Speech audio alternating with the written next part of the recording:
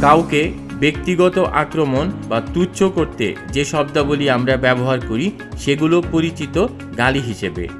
বাংলা ভাষায় গালাগালি নিয়ে যত গান, কবিতা, গল্প আছে, গলাগলি নিয়ে তার অর্ধেকও নেই। পৃথিবীর সব ভাষাতেই গালি আছে। ল্যাঙ্গুয়েজ থাকলে স্ল্যাঙ্গুয়েজও থাকবে, এটাই স্বাভাবিক ধরা হয়। পৃথিবীতে গালি নেই এমন ভাষা হয়তো খুঁজে পাওয়া যাবে না। মানুষ কেন গালি দেয়? কিসের তাড়নায় সে কারণে অকারণে অশ্লীল ভাষা ব্যবহার করে? যে কোনো পরিবেশে কি গালি দেয়া যায়? এমন অনেক প্রশ্নই রয়েছে।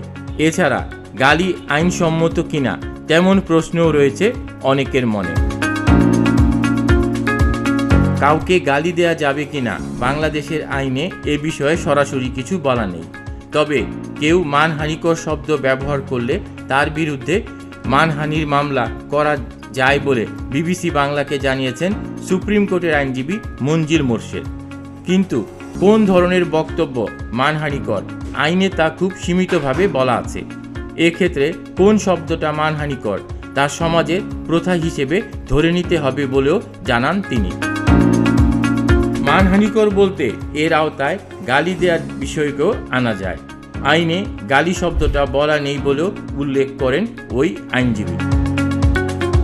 সুপ্রিম কোর্টের আইনজীবী ইশরাত হাসানও বিবিসি বাংলাকে বলেন, আইনে গালি দেওয়ার অধিকার নেই, বরং কাউকে গালি দিয়ে অপমান করা আইনের চোখে শাস্তিযোগ্য অপরাধ। মাসুদ কামাল হিন্দোল, প্রতিদিনের বাংলাদেশ।